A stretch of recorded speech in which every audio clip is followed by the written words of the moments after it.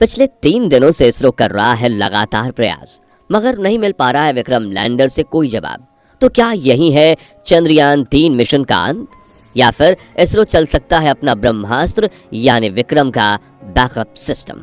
दोस्तों, 4 सितंबर भारत के इतिहास का वो ऐतिहासिक दिन था जिस दिन चंद्रयान 3 ने अपने मिशन में 100% सफलता हासिल कर ली थी और इसरो के वैज्ञानिकों ने विक्रम लैंडर और प्रज्ञान रोवर को चंदा मामा की गोद में गहरी नींद में सुला दिया था, क्योंकि अगले 14 दिन चंद्रमा की रात का कहर बरसने वाला था। साथ ही ये उम्मीद भी दिखाई जा रही थी कि 22 सितंबर को विक्रम और प्रज्ञान फिर से जाग सकते हैं, मगर 22 तारीख को वैज्ञानिकों के काफी प्रयासों के बाद भी जब विक्रम और प्रज्ञान की तरफ से कोई रिप्लाई नहीं आया, तभी इसरो ने बड़े ही भारी दिल से हमें बताया कि विक्रम और प्रज्ञान के साथ हमारा संपर्क टूट चुका है।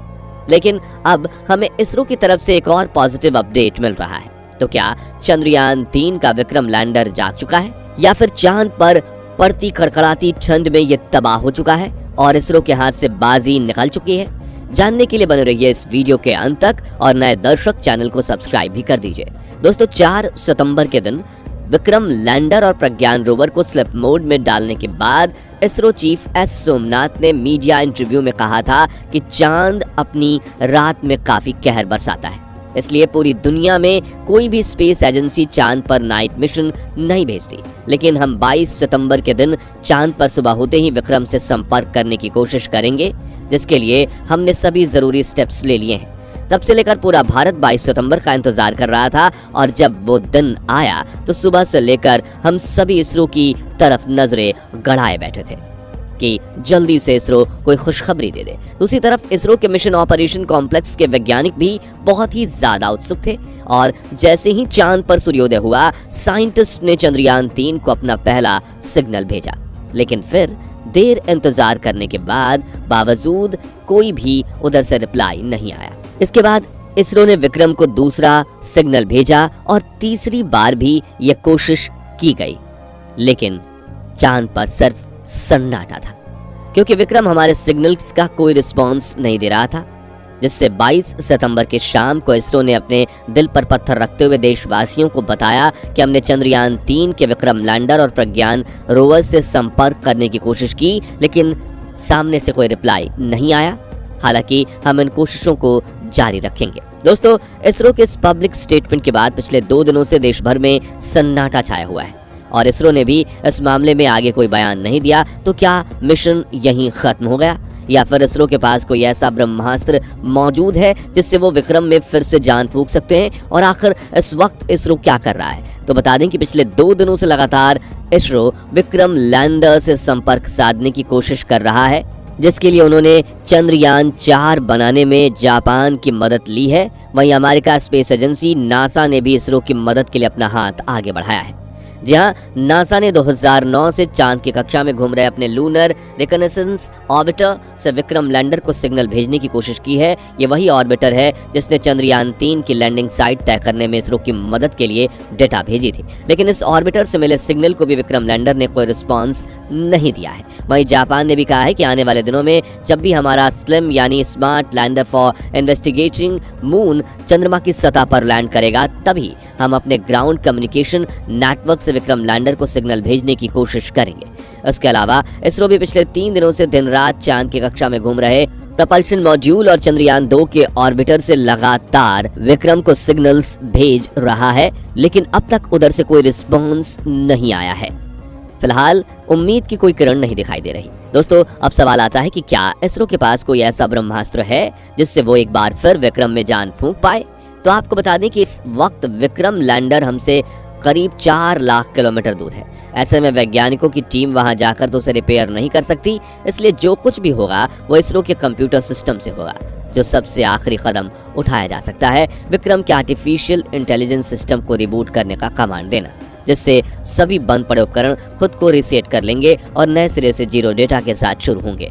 लेकिन इस ब्रह्मास्त्र का इस्तेमाल करने के लिए भी विक्रम की तरफ से जवाब आना जरूरी है। हालांकि वैज्ञानिकों का कहना है कि चांद पर हाल ही में सूर्योदय हुआ है और तापमान धीरे धीरे बढ़ रहा है। ऐसे में जब विक्रम लैंडर और प्रज्ञान रोवर का तापमान माइनस से +20 से 40 डिग्री तक पहुंच जाएगा, तब इसके उपकरण फिर से काम करना शुरू कर सकते हैं, जिसमें अगले 3 से 4 दिन लग सकते हैं। दोस्तों, चांद पर रात होते ही गहरा अंधेरा छाने लगता है और तापमान धीरे धीरे कम होते हुए -250 डिग्री तक पहुंच जाता है। ये कितना ठंडा होता है, ये अंदाज़ा भी आप इस बात से लगा सकते हैं कि अगर इस तापमान में आप अपने पानी के ग्लास को हवा में उछालेंगे तो 1 सेकंड से भी कम समय में वो पानी बर्फ बन जाएगा और इंसानी शरीर तो वहाँ कुछ मिनट भी सर्वाइव नहीं कर पाएगा। ऐसे में बैटरी से चलने वाले प्रज्ञान और विक्रम के उपकरणों का 14 दिनों में कितना बुरा हाल हुआ होगा, वो तो आप समझ ही सकते हैं। इसके अलावा चांद की रात में भूकंप, उल्कापिंडों की बारिश, धरती में हुई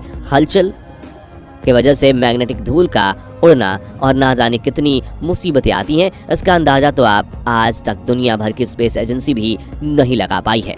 आपको बता दें कि इसी वजह से 1972 में नासा ने अपने आखिरी अपोलो 17 मिशन को करके चांद पर जाना बंद कर दिया था, क्योंकि उनका कहना था कि चांद पर दिन तो निकाला जा सकता है, लेकिन चांद की रात के कहर का सामना करने की टेक्नोलॉजी फिलहाल हमारे पास नहीं है। वही विक्रम और प्रज्ञान भी मून नाइट में सर्वाइव करने के लिए डिजाइन नहीं किए गए थे, लेकिन ये दोनों इतने पावरफुल थे कि इनकी उपलब्धियों को देखकर इसरो के वैज्ञानिकों में एक उम्मीद की किरण जागी थी। ऐसे में अब विक्रम और प्रज्ञान जाग गए तो हमारे लिए एक बोनस पॉइंट होगा, और अगर नहीं जागे तो राजदूत बनकर ये अगले हजारों सालों तक चांद पर भारत का झंडा लहराते रहेंगे, और ये भी काफी गर्व की बात है। चलिए अब चंद्रयान 3 की याद में विक्रम और प्रज्ञान की उपलब्धियों पर एक नजर डालते हैं। तो सबसे पहले सबसे बड़ी अचीवमेंट थी सॉफ्ट लैंडिंग, जिसके बाद भारत चांद के दक्षिणी ध्रुव पर फतह हासिल करने वाला पहला देश बन चुका है। जिसके बाद विक्रम लैंडर के सीने से प्रज्ञान रोवर बाहर निकला और चांद पर चलते हुए के बाद एक बड़ी खोजें करने लगा। जी हाँ, प्रज्ञान ने चांद की मिट्टी पर पत्थरों पर एनालिसिस किया और सोडियम, क्रोमियम, सल्फर और एल्युमिनियम जैसे खनिजों की खोज की। इसके अलावा इस बात का भी पता लगाया कि जिस टाइटेनियम और यूरेनियम धातुओं को हम धरती पर सबसे मूल्यवान मानते हैं, चांद पर उनका भंडार मौजूद है। वहीं प्रज्ञान ने चांद के मिट्टी और पत्थरों में ऑक्सीजन की खोज भी कर निकाली है। इसके साथ साथ प्रज्ञान ने वहां पर कमाल कर दिया है और यह इंसानों के लिए सबसे अहम चीज है। दोस्तों, विक्रम और प्रज्ञान ने स्लीप मोड में जाने से पहले चांद पर इंसानी बस्ती बसाने की सोच को हरी झंडी दिखा दी है। जी हाँ, सबसे पहले तो प्रज्ञान ने चांद की मिट्टी से जिस ऑक्सीजन एटम्स की खोज कर निकाली है, उन्हें मशीन की मदद से एक्सट्रैक्ट किया जा सकता है।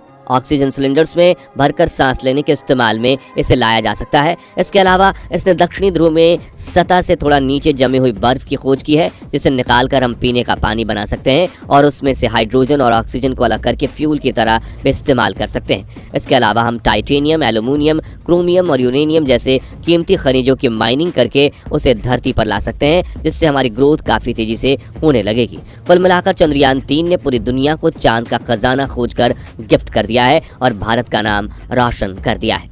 तो दोस्तों, अगर आप चंद्रयान 3 मिशन पर गर्व करते हैं तो कमेंट में जय विक्रम जय प्रज्ञान के साथ जय चंद्रयान जरूर लिखिए, और वीडियो अच्छा लगा हो तो इसे लाइक और शेयर करके हमें सपोर्ट कीजिए। साथ ही ऐसी ही रोमांचक वीडियोस देखते रहने के लिए हमारे चैनल को सब्सक्राइब करके पास वाली घंटी जरूर बजा दीजिए। हमारे